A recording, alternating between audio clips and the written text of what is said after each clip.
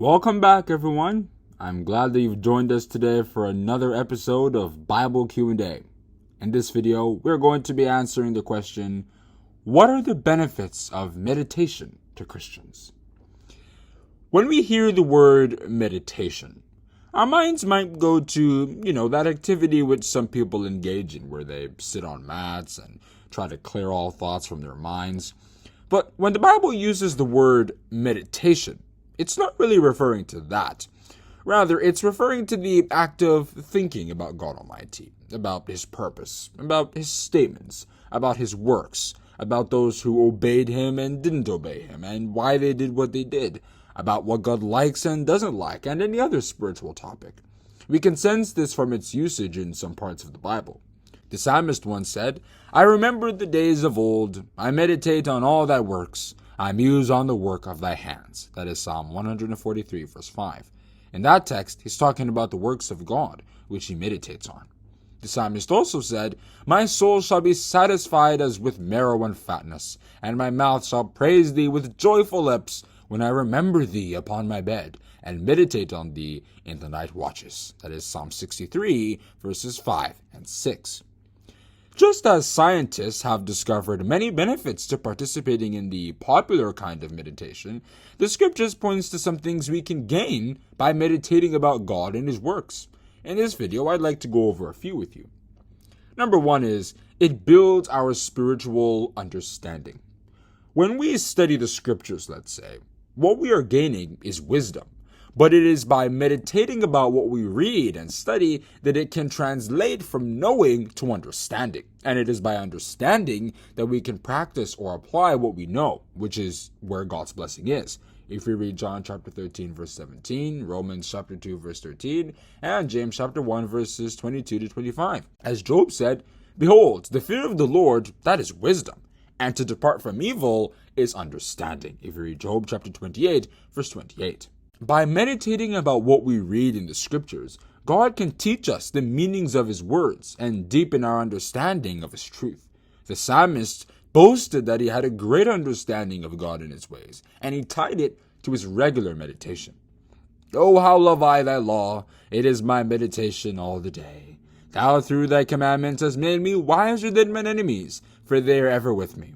I have more understanding than all my teachers, for thy testimonies are my meditation." If you read Psalm chapter 119, verses 97 to 99. Number two, meditation helps us to establish constant communication with God. You remember where Paul said that we should pray without ceasing? That's 1 Thessalonians chapter 5, verse 17. It wouldn't really make sense to think that he was telling us to physically be kneeling down all 24 hours of the day, right? We know that's impossible. But when we're thinking about God, we are still talking to Him due to the fact that He is a spirit, according to John chapter 4, verse 24. Therefore, when we think about Him constantly, we are always connected to Him. And whenever He wants us to learn something or do something, He can tell us through that process. This, by the way, also strengthens our relationship with God. Just as you get closer to someone, the more you speak with them and hang out with them, our relationship with God gets stronger the more we meditate about Him. Number three is that meditation keeps us focused. In a time like ours, when there are distractions to our faith everywhere, like the notifications and activities in our cell phones, the friends who always want our attention, etc., it can be hard not to lose focus and let the love of this world take us over. Meditating about God helps us to remain focused on what God is doing in our time and how the signs of the times might be fulfilling, so that regardless of what we're seeing or doing, we're always using a spiritual eye to look at life's events. Christ said that we should engage in such spiritual activities to avoid losing our bearings. "And take heed to yourselves, lest at any time your hearts be overcharged with surfeiting and drunkenness and cares of this life, and so that day come upon you unawares. For as a snare shall it come on all them that dwell on the face of the whole earth. Watch ye therefore, and pray always, that ye may be accounted worthy to escape all these things that shall come to pass, and to stand before the Son of Man." That is Luke chapter 21, verses 34 to 36. To watch is to study the scriptures, to understand the signs of the times, and live righteously based on that understanding. To pray is to establish constant communication with God so as not to be distracted, which we do through ways such as meditation. These are just a few benefits that we gain by meditating about God. The Bible's view on meditation is that it is a habit we should develop if we're interested in obtaining salvation. The first 2 verses of the book of Psalms state, "Blessed is the man that walketh not in the counsel of the ungodly, nor standeth in the way of sinners, nor sitteth in the seat of the scornful. But his delight is in the law of the Lord, and in his law doth he meditate day and night." Joshua was encouraged by God Almighty to meditate.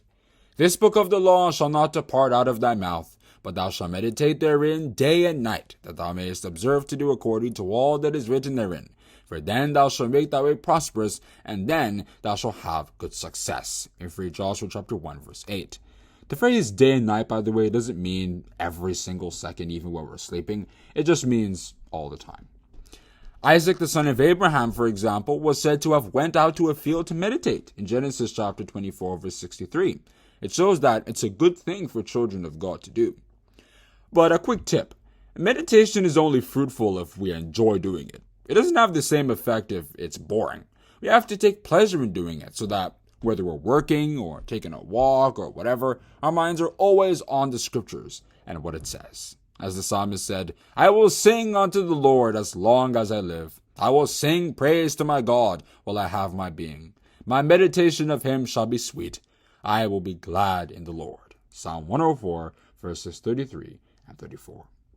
So, that is where I'm going to stop on answering that question. What are the benefits of meditation to Christians?